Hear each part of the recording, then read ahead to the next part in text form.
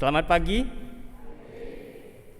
Ya, semoga cuaca dingin yang ada di sekitar kita dari tadi pagi begitu ya, tidak membuat semangat kita luntur untuk boleh betul-betul mendengar firman Tuhan.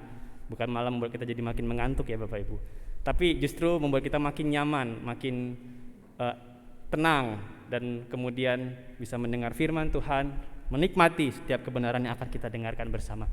Bapak Ibu yang dikasihi Tuhan, tema yang saya ambil untuk pemberitaan firman pagi hari ini yaitu hidup menurut roh, hidup sebagai terang. Dasar firman Tuhan yang menjadi pedoman kita untuk kemudian mendalami tema tersebut yaitu dari Matius 5 ayat 13 sampai 16. Matius 5 ayat 13 sampai 16. Sebelum kita masuk kepada pemberitaan, kita akan mendengar firman Tuhan yang akan saya bacakan, dan Bapak Ibu silahkan membuka Alkitabnya, dan sembari nanti firman Tuhan dijelaskan, jangan dulu menutup Alkitabnya, karena penjabaran firman Tuhan akan terus berlangsung. Maka mari kita tetap membuka Alkitab kita dan bersama-sama mendengar firman Tuhan. Matius 5 ayat 13 sampai 16. Kamu adalah garam dunia. Jika garam itu menjadi tawar, dengan apakah ia diasinkan? Tidak ada lagi gunanya selain dibuang dan diinjak orang. Kamu adalah terang dunia. Kota yang terletak di atas gunung tidak mungkin tersembunyi. Lagi pula, orang tidak menyalakan pelita lalu meletakkannya di bawah gantang, melainkan di atas kaki dian, sehingga menerangi semua orang di dalam rumah itu. Demikianlah hendaknya terangmu bercahaya di depan orang, supaya mereka melihat perbuatanmu yang ajaib dan memuliakan Bapamu yang di sorga. Saya ulangi ayat 16 tadi. Demikianlah hendaknya terangmu, terang kita, bercahaya di depan orang, supaya mereka melihat perbuatanmu yang baik dan memuliakan Bapamu yang di sorga. Bapak Ibu yang dikasihi Tuhan, ketika kita baca tadi ayat terakhir, ayat 16, sebagai orang Kristen, siapa sih yang kita nggak mau menjadi terang yang bercahaya di depan banyak orang? Apakah ada di sini di antara kita yang sebagai orang Kristen nggak mau menjadi terang, nggak mau menjadi dampak, nggak mau membuat orang lain itu kemudian melihat Kristus? Adakah? Itu berarti bukan orang Kristen. Mungkin harus dipertanyakan. Mungkin musuh orang Kristen. Karena setiap orang Kristen pasti pengen memperkenalkan siapa yang dia percayai, bukan?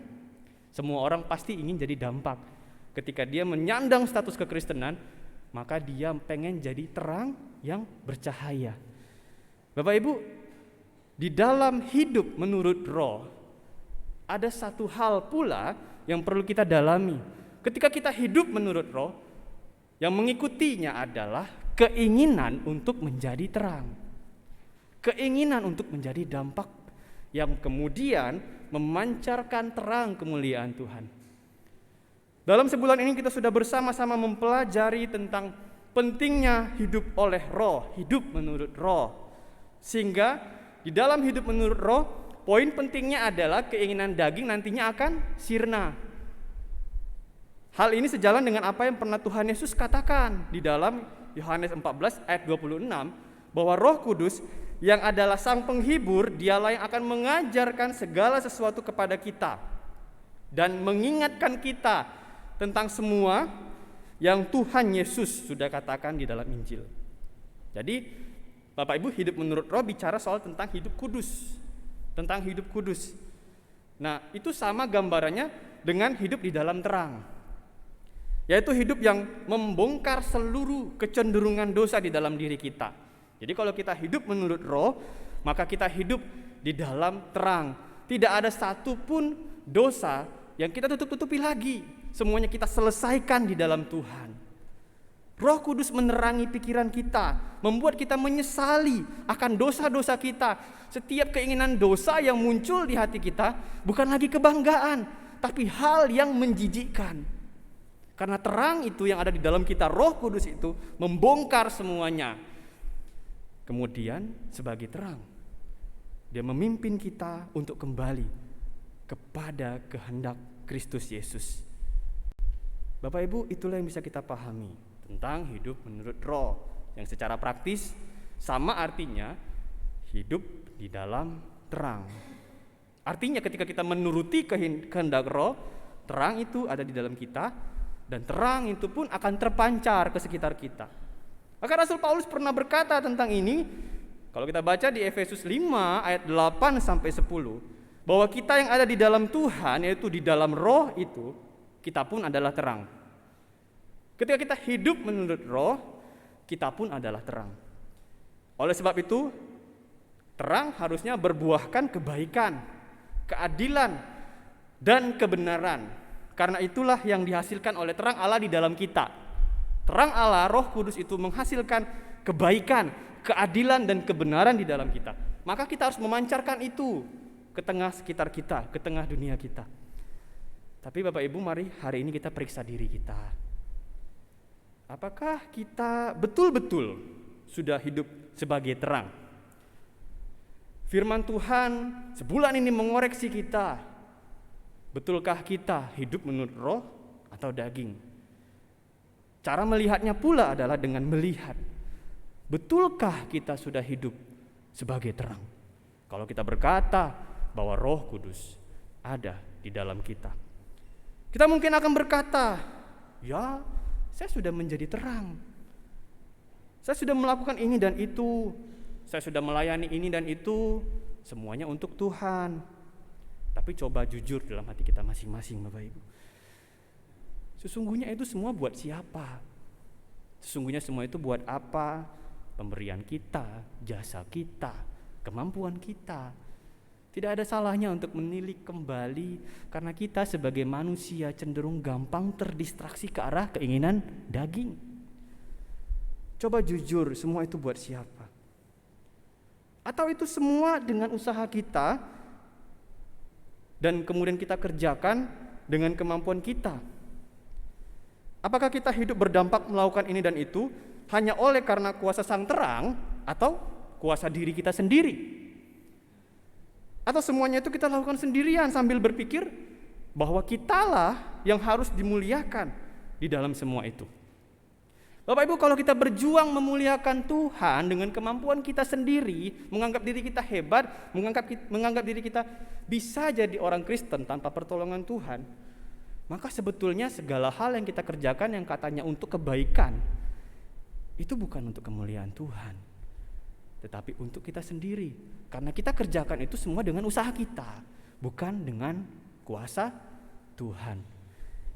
Kalau dalam status kekristenan yang kita pegang hari ini, kita lelah, kita sombong dengan apa yang sudah kita kerjakan untuk Tuhan, mungkin kita tidak sedang melakukannya untuk kemuliaan Tuhan, karena kita tidak melakukannya dengan kekuatan Tuhan. Karena ketika kita melakukannya dengan kekuatan Tuhan, ujungnya adalah untuk kemuliaan Tuhan. Atau bahkan mungkin kita memang tidak sedang memuliakan Tuhan dalam hidup Kristen kita. Kita mungkin dalam kondisi sekarang seperti itu, memang sadar bahwa kita sedang tidak mau memuliakan Tuhan.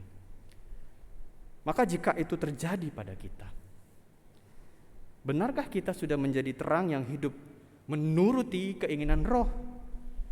Mari kita kembali menilik hati kita, menilik diri kita lewat poin-poin khotbah yang akan kita perhatikan hari ini, pagi ini bersama-sama. Bapak Ibu, tadi kita sudah baca dari Matius 5 ayat 13 sampai 16. Kita familiar dengan perumpamaan garam dan terang. Ya, perumpamaan ini sudah sering kita dengar. Dan kemudian kita jadinya baca teks ini cepat. 13, 14, 15, 16 sudah selesai. Ada baiknya kita membaca kemudian merenungkan kembali perumpamaan ini. Kita baca pelan-pelan, kita akan menemukan Bapak Ibu makna dari kata adalah. Tadi kita baca you are atau adalah itu yang mendahului kata garam, salt, dan terang. Kata adalah menyatakan keberadaan maupun kondisi. Ini bukan kalimat perintah. Ketika Tuhan berkata, you are the salt, you are the light, itu bukan bicara soal perintah. Kita tidak sedang mendapat perintah dari Tuhan Yesus, jadilah terang, jadilah garam, enggak. Di sini kita mendapat apa? Berita. Beritanya adalah kita adalah garam, kita adalah terang. Itu beritanya. Apakah kita sudah menjadi terang? Atau mungkin saja kita berdampak sekedar seperti garam yang kalau habis nggak ada gunanya lagi. Bukankah begitu garam, Bapak Ibu? Di balik semua itu, yang perlu kita pahami di sini adalah apa sebenarnya makna keberadaan kita sebagai orang Kristen. Kita bilang kita berdampak. Apa arti dampak? Apa makna dampak kita? Apakah dampak kita seperti garam yang ketika habis tidak ada gunanya lagi? Atau terang yang bisa terus berkobar cahayanya selama ada minyak di dalamnya? Nah, pertama kita melihat konteks yang ada. Waktu itu di Israel abad pertama nggak ada tuh toko yang menjual garam murni kayak hari ini, Bapak Ibu. Pedagang pasar itu menjual yang namanya batu yang mengandung garam. Mungkin boleh ditampilkan gambarnya. Nah, kita bisa melihat besar-besar. Jadi ketika seseorang ibu rumah tangga mau masak sesuatu, dia memasukkan batu garam itu ke masakannya. Kemudian, ya boleh kembali dulu ke gambar yang tadi. Nah, dia memasukkan garam itu ke dalam masakan itu dan ya dipecah kecil-kecil, kemudian dimasukkan. Setelah beberapa kali pemakaian, ya pasti akan habis kandungan garamnya. Yang tersisa apa? Ya batu. Batu. Buat apa memasukkan batu ke dalam sup? Tidak ada ibu-ibu yang seaneh itu begitu ya. Dia tahu ya sudah jadi batu ya dibuang. Gak ada ibu rumah tangga yang berusaha kemudian dengan magic mengubah batu menjadi garam lagi, gak ada. Nah, semua orang yang melihat garam yang sudah menjadi batu akan dibuang. Dan apa kata firman Tuhan? Diinjak orang. Diinjak orang. Sebaliknya Bapak Ibu, pelita. Nah, pelita itu memancarkan terang, bisa bertahan lama selama ada minyak supply di dalamnya, diberikan terus menerus. Kita bisa melihat soal minyak itu di dalam perumpamaan gadis bijak versus gadis bodoh. Kita pernah membaca itu mungkin. Pelita bisa padam, kenapa? Karena gadis bodoh lupa bawa minyak. Jadi kalau dia sebetulnya membawa minyak, persediaan minyaknya, pelita itu nggak akan padam, akan terus menyala. Tetapi di sini kalau kita baca tadi konteks Matius, fokusnya adalah kepada pelita yang nyala terus. Kebalikan dari garam yang kalau udah tawar itu dibuang. Nah, Tuhan Yesus pun memperjelas di Lukas 12 ayat 35, kalau kita baca itu paralel dengan perumpamaan gadis bijak dan gadis bodoh, bahwa murid-murid harus menjaga pelitanya tetap menyala. Jadi, dan tertulis juga di Yohanes 8 ayat 12, Tuhan Yesus pernah berkata, barang siapa mengikut dia, ia tidak akan berjalan dalam kegelapan, melainkan ia akan mempunyai terang hidup. Jadi selama kita ada di dalam Kristus, kita harus dan akan tetap menjadi pelita yang menyala. Namun kalau kita di luar dia, dampak hidup kita cuma seperti garam yang suatu saat akan habis rasanya dan akan dibuang pada waktunya seperti batu-batu tadi. Mengapa? Karena garam menghasilkan rasa dari dirinya sendiri dan akan habis dengan sendirinya pula. Bapak Ibu, untuk memahami hidup sebagai terang dalam perumpamaan yang tadi kita baca, kita juga perlu membandingkan perumpamaan ini dengan dasar bangunan di Matius 7 ayat 24 sampai 27 tentang dasar bangunan. Kita mungkin juga sering mendengar perumpamaan ini tentang solid rock and sinking sand di Matius 7 ayat 24 sampai 27. Nah, kalau kita baca keseluruhan, mulai tadi tentang gadis bijak, kemudian terang dan garam, dan tentang dasar bangunan, seluruh perumpamaan ini itu adalah bingkai untuk membungkus khotbah di bukit, menolong kita untuk melihat apa yang sebetulnya sedang dijelaskan dalam khotbah di bukit, yaitu tentang hidup dalam kerajaan Allah, tentang suatu skema bagaimana umat Allah harus hidup di dalam kerajaan Allah. Bingkai itu kemudian diperkuat dengan beberapa permainan kata, persamaan-persamaan kata. Pertama, kata tawar. Tawar itu, kata tawar setara dengan kata bodoh. Kata tawar di Matius 5 ayat 13 punya akar kata yang sama dengan kata bodoh. Nah, Bapak Ibu, kalau ada punya waktu boleh sekali-kali mungkin mendalami Alkitab dengan melihat akar katanya. Kita akan melihat kata tawar itu memiliki padanan dengan kata bodoh di situ. Kemudian yang kedua, kata berguna di Matius 5:13 yang kita baca tadi, itu kalau diterjemahkan juga bisa diartikan kuat. Sama artinya dengan kata kuat. Atau bertahan di dalam perumpamaan dasar bangunan. Jadi Bapak Ibu, suatu garam itu bisa menjadi tawar yang artinya tidak berguna. Itu identik dengan orang yang bodoh membangun rumah di atas pasir. Garam akan habis. Orang bodoh yang membangun rumah di atas pasir, rumahnya akan runtuh. Orang yang tidak memiliki ketahanan rohani atau seperti garam dan orang-orang yang membangun rumah di atas pasir tadi, bukanlah umat Allah yang bertahan sampai akhir. Mereka mengaku umat Allah, padahal bukan. Karena mereka diidentikan dengan orang bodoh yang dampaknya akan habis, semuanya dari kemampuan dirinya sendiri. Umat Allah tidak melakukan dampak dari dirinya sendiri, tetapi dari kuasa Roh Kudus, kuasa Tuhan. Orang yang menyalakan pelita dan meletakkannya di atas kaki Dian, nah, adalah orang bijak. Kaki Dian seperti bisa kita lihat. Orang yang menyalakan pelita dan meletakkannya di kaki Dian itu orang bijak. Dia bukan orang bodoh yang meletakkan di bawah gantang. Gantang seperti gambar itu untuk mengukur biasanya gandum, volume gandum berapa pada zaman itu. Dia bukan orang bodoh yang meletakkan pelita di dalam gantang yang gak kelihatan, bahkan akan mati. Tindakan orang bijak akan tepat sasaran, mencapai sasaran. Orang bijak akan dianggap sebagai terang, pelita yang memenuhi, yang terangnya memenuhi rumah. Orang bijak yang sama itu pun akan membangun rumah di atas batu, bukan di atas pasir. Sehingga kalau ada angin, kalau ada hujan, itu gak akan merubuhkan rumah yang dia bangun. Jadi hasil karya orang bijak itu akan berlangsung bijak pula, akan bertahan sampai akhir. Pelitanya akan menyala, rumahnya akan kokoh. Bapak Ibu, jadi perumpamaan garam dan terang itu punya fungsi yang sama dengan perumpamaan yang tadi. Orang bijak membangun rumah di atas batu, orang bodoh membangun rumah di atas pasir.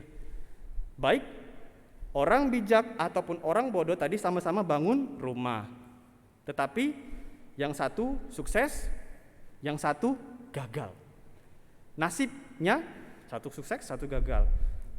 Nasib di antara orang bijak dan orang bodoh itu beda. Tetapi sebetulnya apa yang mereka lakukan itu sama. Lalu pertanyaannya, apa yang membuat nasib dari orang yang menjadi garam, yang tadi diidentikan dengan orang yang membangun rumah di atas pasir, apa bedanya dengan orang bijak yang menaruh pelitanya di atas kaki Dian? Apa bedanya? Kita akan melihatnya bahwa perbedaan di antara keduanya setidaknya dibedakan oleh dua kualitas, yaitu kualitas hatinya. Orang bijak adalah orang yang rendah hati, orang yang gak sombong. Dan orang bodoh atau yang diidentikan dengan garam atau orang yang membangun rumah di atas pasir itu diidentikan dengan orang yang sombong. Bapak Ibu, bagian ini bicara tentang kerendahan hati maupun tentang kesombongan seseorang. Itu menentukan apakah dia orang bijak atau orang bodoh. Nah, problem utamanya, masalah dari orang yang bodoh adalah kesombongan. Kalau dia nggak sombong, dia nggak akan bodoh. Dia akan belajar, dia akan mendengar. Nah, yang membuat orang bodoh adalah dia sombong untuk belajar, untuk mendengar, untuk memiliki kerendahan hati, mengevaluasi diri. Orang sombong akan bertindak seolah-olah dialah sang hakim. Orang lain akan dianggap salah, dikit-dikit salah, baik itu pemikirannya maupun tindakannya. Nah, Bapak Ibu, Tuhan Yesus mengecam orang fasik yang seperti itu.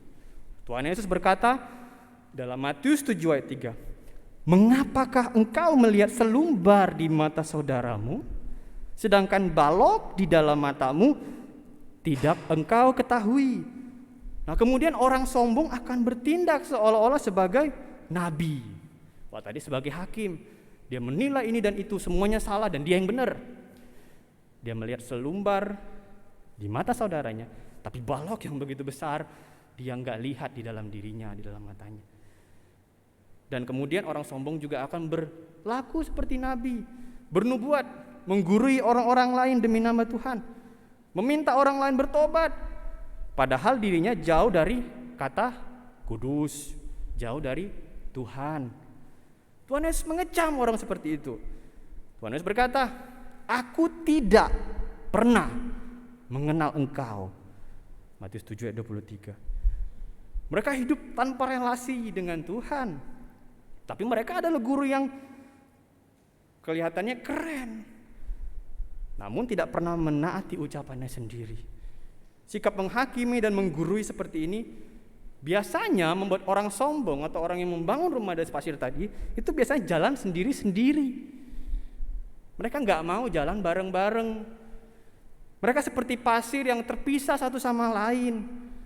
Nah, kita bisa melihat kalau membangun di atas pasir yang di dalamnya itu tidak terikat sama sekali, yang gampang sekali rubuh, tidak ada kekuatan yang bisa menopang bangunan di atasnya. Maka semuanya akan runtuh, semua yang dibangunnya akan runtuh. Mereka lupa nasihat pengkhotbah di Pengkhotbah 4 ayat 12 yang berbunyi, bila mana seorang dapat dikalahkan, 2 orang akan dapat bertahan. Tali 3 lembar tidak mudah diputuskan. Jadi ada kehancuran di dalam kesendirian, seperti pasir yang terpisah satu sama lain, yang tidak diikat oleh apapun. Tetapi ada kekuatan dalam kebersamaan, seperti batu yang keras yang tidak bisa dengan mudah dihancurkan. Orang yang hidup menurut roh dan menjadi terang dunia adalah mereka yang hidup di dalam kerendahan hati. Bapak Ibu, perumpamaan terang dunia pun kalau kita baca tadi, perumpamaan terang dunia, kata terang dunia itu pakai kata dalam bentuk jamak. Misalnya kata kamu. Kata kamu di situ tidak dalam bentuk singular atau dalam bentuk yang tunggal, tapi dalam bentuk jamak.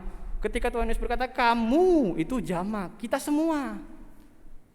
Bukan Petrus sendiri atau bukan Yohanes sendiri. Semua murid kita, kamu. Sebab ada banyak orang yang jadi anggota kerajaan Allah, tetapi mereka adalah satu terang. Orangnya banyak, tetapi sama-sama terang. Satu kota di atas bukit, satu pelita di atas kaki dian, satu rumah. Nah, kata perbuatan baik ditulis dalam bentuk jamak juga. Setiap anggota melakukan perbuatan baik, bentuknya beda-beda, silahkan. Tetapi selaras untuk melengkapi satu sama lain. Demi apa? Demi kemuliaan Tuhan. Silahkan berbuat baik, berdampak baik lewat apapun yang bisa kita kerjakan, tapi selaras untuk melengkapi saudara seiman, yang menolong saudara seiman memuliakan Tuhan, memperkenalkan siapa Tuhan Yesus di dunia ini. Konsepnya adalah unity in diversity, Bapak Ibu, Bhinneka Tunggal Ika. Inilah yang akan menjadi rumah kokoh, karena dibangun di atas batu, bukan pasir. Nah, kesatuan yang seperti inilah yang cuma bisa dicapai oleh orang yang punya rendah hati, kerendahan hati. Orang sombong gak mau bekerja sama. Tapi orang rendah hati punya sense ini, keinginan untuk menolong, untuk menjadi dampak, supaya apa? Selaras memuliakan Tuhan. Orang rendah hati akan berkata, aku miskin di hadapan Allah. Mereka juga berkata, aku tidak memiliki kebenaran, aku haus, aku lapar akan kebenaran. Aku berduka cita, aku meratapi keadaanku sebagai manusia celaka. Orang rendah hati tidak akan dengan mudahnya berkata, aku yang paling benar. Tidak. Tetapi dia akan justru melihat dirinya yang perlu selalu menerima kebenaran, karena dia sama sekali tidak menemukan kebenaran di dalam dirinya sendiri kalau bukan Tuhan yang ada di dalamnya. Mereka ingin hidupnya selalu dipenuhi oleh suara Allah yang penuh dengan kebenaran itu. Mereka rindu untuk diinsyafkan, dihibur, dan diarahkan kembali kepada kebenaran. Mereka sadar akan lemahnya mereka, sehingga orang yang seperti itu akan selalu datang ke Tuhan. akan selalu datang ke Tuhan. Orang yang rendah hati seperti itu ngerti kelemahan orang lain. Kenapa? Karena dia tahu dirinya lemah. Gak menghakimi, gak menggurui, tetapi bermurah hati. Berusaha menerangi, menyadarkan, tapi sambil melihat kelemahan orang lain. Menolong orang lain kembali ke jalan yang benar. Orang yang rendah hati adalah pembawa damai, Bapak Ibu. Menjadi tempat di mana semua orang dapat melaksanakan kehendak Bapa. Menjadikan kerajaan Allah di tengah dunia ini, yaitu gerejanya yang penuh dengan kemuliaan Allah. Begitulah kualitas hati orang yang hidup sebagai terang, yang hidupnya sesuai kehendak Roh. Lalu perbedaan yang kedua, itu yang pertama. Yang kedua, Bapak Ibu, dari nasib antara orang bijak yang adalah terang dunia dan orang bodoh yang ditentukan dari dengan apakah dia mengukur kesuksesan hidupnya. Jadi perbedaan kedua antara nasib orang bijak dan orang bodoh itu ditentukan dari bagaimana. Yang kedua adalah bagaimana dia mengukur kesuksesan hidupnya. Apa sih ukuran sukses buatnya? Selain tadi kualitas hati, kedua adalah ukuran sukses buat hidupnya. Apakah dengan gantang ya tadi ya, atau dengan kaki dian? Oke, kita berkata bahwa kita adalah terang. Nah, kita mau mengukur nih, kita mau melihat benarkah kita terang. Pertanyaannya, dengan apa kita melihat kita terang yang sesungguhnya? Kita adalah orang bijak yang sesungguhnya. Dengan melihat apakah kita mengukur terang kita dengan gantang atau dengan kaki dian. Yaitu bicara soal apa yang menjadi ukuran sukses buat hidup kita. Bapak Ibu, gantang adalah alat ukur untuk volume gandum. Berapa berat gandum? Itu biasa dilakukan oleh zaman itu. Dengan bantuan gantang kita bisa mengukur jerih lelah para petani yang mereka bekerja, kemudian mengumpulkan hasil panennya, dikumpulkan dalam gantang, kemudian nanti akan ditimbang dan kita bisa melihat berapa pendapatan mereka waktu itu. Dengan gantang kita bisa mengukur kesuksesan duniawi. Kita bisa mengukur kesuksesan kita yang bicara soal hal-hal duniawi. Tapi ketika gantang dipakai untuk mengukur terangnya pelita kita, dipakai untuk mengukur seberapa sungguh kita, seberapa murni kita menjadi terangnya Tuhan, hasilnya adalah gantang itu sendiri akan menutupi pelita. Jadinya apa? Seisi rumah gelap. Kaki dian itu adalah alat untuk membuat pelita bisa berfungsi dengan baik. Terang dari pelita itu makin terlihat kalau diletakkan di atas kaki dian. Makin tinggi kaki diannya, makin terang rumah itu. Makin dia diperlihatkan, makin terang rumah itu. Maka ukurannya adalah kita bisa melihat ketika sukses diukur dengan kaki dian, maka ukurannya adalah efeknya bagi orang lain apa? Bukan buat diri sendiri, tapi bagaimana orang lain bisa melihat terangnya saya, bukan kehebatan saya sendiri. Perbuatan baik anggota kerajaan Allah itu harus menghasilkan perubahan dalam diri orang lain yang melihatnya. Sukses dicapai ketika orang lain bisa memuliakan Bapa yang di sorga karena terang yang kita pancarkan bukan terang yang dari kita, tapi terang yang dari Kristus, yang tujuannya Kristus pun ingin memuliakan Bapa. Maka ketika kita memancarkan terang, betulkah terang itu sudah kita pancarkan? Itu diukur dari ketika orang lain bisa memuliakan Bapa yang di sorga, bisa memuliakan Tuhan, bisa melihat kasih Kristus di dalam kita. Bapak Ibu, orang-orang Farisi waktu itu dan ahli Taurat itu suka melakukan kegiatan rohani. Mereka hebat sekali kalau soal rohani-rohani yang sifatnya agamawi begitu. Berpuasa, doa, sedekah. Tetapi Bapak Ibu, kesuksesan mereka diukur dengan kehebatan pribadi itu dalam kegiatan agama. Mereka mengukur doa, puasa, sedekah, berpuasa mereka, itu mereka mengukurnya untuk diri mereka sendiri. Mereka bangga. Kebanggaan mereka adalah kalau orang lain memuji diri mereka. Akibatnya perang pencitraan Bapak Ibu.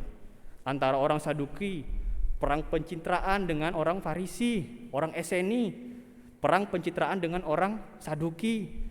Semuanya perang pencitraan. Karena semuanya mengukur tingkat keberhasilannya sebagai terang dari sejauh apa mereka dimuliakan. Penampakan luarnya dipoles supaya mereka makin kelihatan hebat. Ini usaha yang sia-sia. Karena perang pencitraan seperti itu hanya bisa menipu diri sendiri. Ya, mereka berpikir bahwa Tuhan gak melihatnya. Mereka menipu diri bahwa Tuhan tidak melihatnya.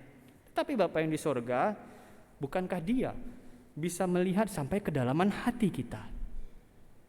Di sisi lain, semua orang harus bekerja untuk memenuhi kebutuhan hidup. Tadi dari sisi orang-orang yang kemudian melakukan pengukurannya dengan gantang dari sisi agamawi, rohani. Tetapi di sisi lain, orang-orang sekuler, ya semua orang harus bekerja untuk memenuhi kebutuhan hidup. Tetapi ketika kesuksesan diukur dengan gantang, sebagai kita, orang-orang yang memang hidup di dalam kehidupan sehari-hari untuk memenuhi kebutuhan kita, ketika kita mengukur kesuksesan kita dengan gantang, kita akan mengukur seberapa banyaknya harta kita. Maka gantang akan menutupi pelita. Mata hati kita akan fokus kepada mamon. Sebab ada tertulis, mata adalah pelita tubuh. Jika matamu baik, teranglah seluruh tubuhmu. Jika matamu jahat, gelaplah seluruh tubuhmu. Jadi jika terang yang ada padamu gelap, betapa gelapnya kegelapan itu. Ini artinya pandangan hidup orang yang seperti itu, orang yang mengukur kesuksesan hidupnya dengan gantang tentang seberapa jauh kekayaannya, itulah kesuksesan hidupnya. Mereka akan melihat orang lain dalam dua kategori biasanya. Ketika dia sudah betul-betul pelitanya tertutup dan itulah yang menjadi targetnya, dia akan melihat setiap orang di sekitarnya. Apakah dia berguna untuk menambah kekayaanku? Atau berbahaya karena bisa menguras kekayaanku? Nah, orang lain sudah bukan lagi orang bagi mereka. Yang pandangannya gelap itu akan memandang orang lain seperti itu. Dia bergunakah untuk menambah kekayaanku? Karena seluruh hidupnya diukur oleh gantang yang cuman bisa mengukur tingkat volume kekayaan duniawi. Mereka juga akan hidup dalam rasa khawatir karena tak seorang pun bisa mengendalikan hari esok. Mereka akan sekedar melihat isi gantang mereka. Tak seorang pun bisa menjamin dirinya tetap kaya di hari esok. Tak seorang pun bisa menjamin isi gantangnya selalu penuh. Jadi kekhawatiran itu akan muncul terus-menerus. Hidupnya menjadi tragis. Karena apa? Karena kesulitan untuk menikmati kekayaan sorgawi yang Allah anugerahkan, yang gak akan pernah habis. Bapak Ibu, kita tidak bisa memperbaiki diri kita dengan memakai gantang sebagai alat ukur. Kalau kita berkata kita ingin menjadi terang yang terus bercahaya, pelita yang terus bersinar, kita gak akan bisa memperbaiki diri kita menjadi pelita yang baik kalau gantanglah alat ukur kita, apalagi memperbaiki orang lain. Bapak Ibu, kaki dianlah yang harus kita tempatkan di dalam hidup kita. Kaki dian akan menempatkan kita di posisi yang mudah terlihat orang, yaitu bicara soal perbuatan kita. Dari perbuatan kita, orang bisa mengenali isi hati kita. Ukurlah seberapa jauh kita bisa berdampak buat orang lain untuk kemuliaan Tuhan. Seperti ada tertulis, setiap pohon yang baik menghasilkan buah yang baik, sedangkan pohon yang tidak baik menghasilkan buah yang tidak baik. Jadi dari perbuatan kita, orang bisa saja melihat identitas kita, apakah kita terang dunia atau sebaliknya. Dan seharusnya penilaian kesuksesan kita sebagai orang yang hidup sebagai terang adalah sejauh apa orang sekitar kita dapat melihat kasih dan kekudusan Kristus lewat setiap tindakan hidup kita. Dan lewat itu kiranya kita bisa memperkenalkan Tuhan Yesus buat hidup orang-orang yang ingin mengenalnya. Bapak Ibu, di sisi lain tak cukup juga kita hanya menjaga perbuatan dengan sekedar melakukan ketaatan yang hampa pada firman Tuhan. Ya taat yang kosong, yang tidak dari hati, itu juga tidak cukup. Ketaatan kepada firman harus sampai ke dalaman hati. Misalnya, tak cukup hidup tanpa membunuh orang lain, tetapi benci saudara kita. Kita harus memadamkan rasa marah yang menyebabkan keinginan untuk menyakiti orang lain. Tak cukup berkata bahwa kita tidak berzina. Ya, kita tidak berzina, tetapi kita mengingini benda ataupun hal-hal milik orang lain. Bapak Ibu, ketaatan kita untuk menjadi terang yang sejati itu harusnya ditindaklanjuti pula dengan sejauh apa ketaatan itu ada di dalam hati kita, yang kemudian mewujud lewat sikap yang tulus ikhlas untuk kemuliaan Tuhan. Bapak Ibu, lalu sebagai terang dari pelitanya Tuhan, mungkin kita mendengar semua tadi, bagaimana kita dapat melaksanakan semua itu? Bagaimana Bapak Ibu? Pada pendahuluan tentang perumpamaan 2 macam dasar, kalau kita baca, Tuhan Yesus memberikan cara untuk melaksanakannya. Jadi Tuhan Yesus gak cuma nyuruh-nyuruh tanpa cara Bapak Ibu.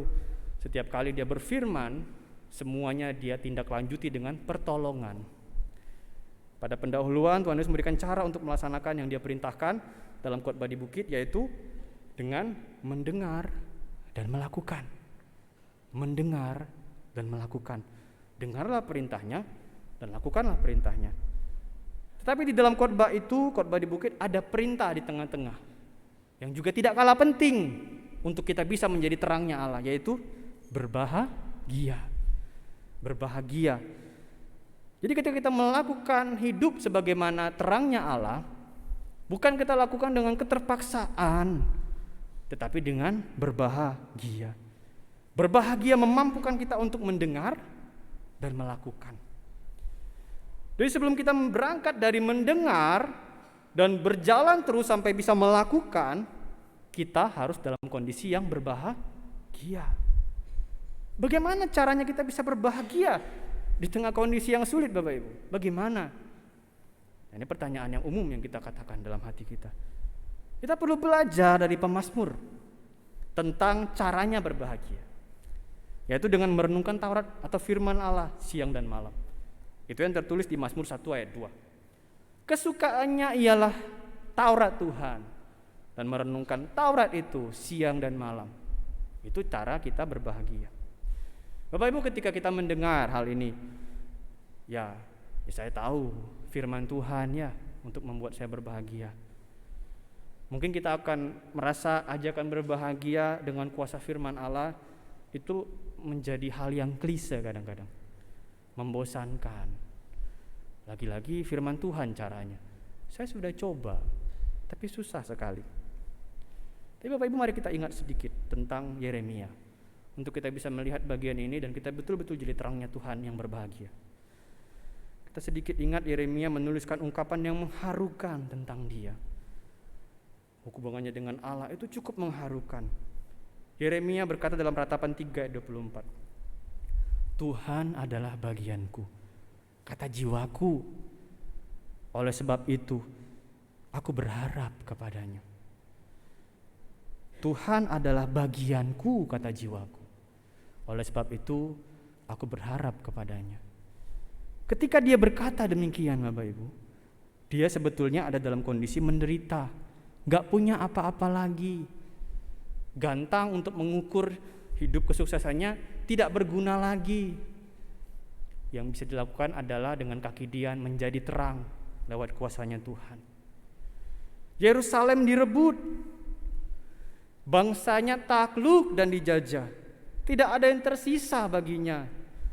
Tidak ada gunanya lagi gantang untuk mengukur seluruh hal dalam kesuksesan hidupnya. Yang ada padanya hanyalah Tuhan. Itulah bagiannya. Itu cukup untuknya, membuatnya berharap dan tetap hidup. Dan dari situ dia melanjutkan perkataan dalam ayat 25. Tuhan adalah baik bagi orang yang berharap kepadanya, bagi jiwa yang mencari Dia. Tuhan adalah baik bagi orang yang berharap kepadanya, bagi jiwa yang mencari Dia. Maka Bapak Ibu, kalau kita renungkan bagian ini, sebelum kita menempatkan firman Tuhan sebagai sumber kebahagiaan kita yang adalah anak-anak terang ini, mari terlebih dahulu lihat, apakah Tuhan memang adalah satu-satunya yang ingin selalu kita miliki di tengah segala hal yang ada pada kita.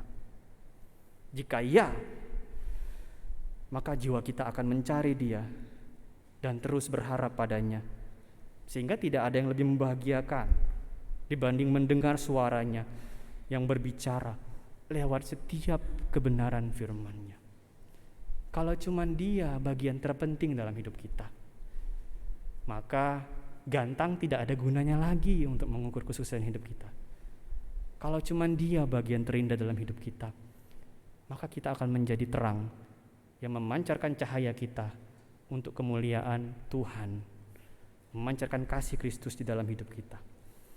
Bapak Ibu, renungkanlah itu siang dan malam, firman-Nya yang adalah suaranya yang begitu indah, yang seharusnya kalau Dia adalah bagian terindah, itu membuat kita selalu terhibur, berbahagia.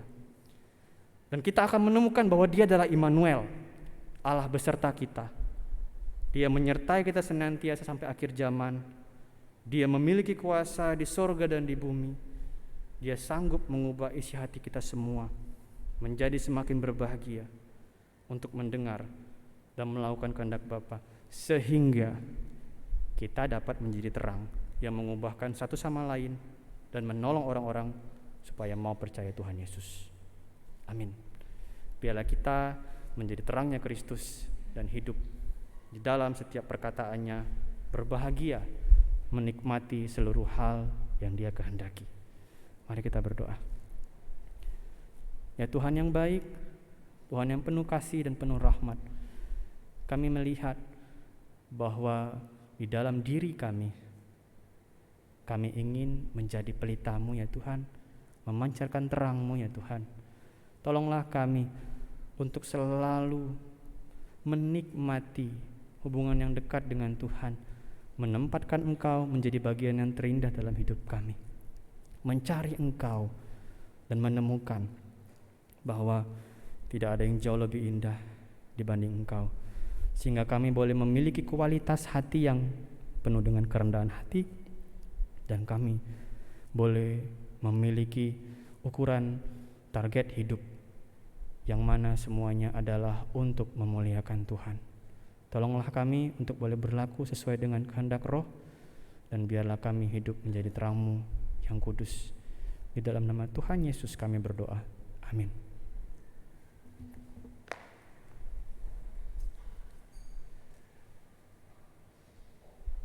Jemaat diundang bangkit berdiri.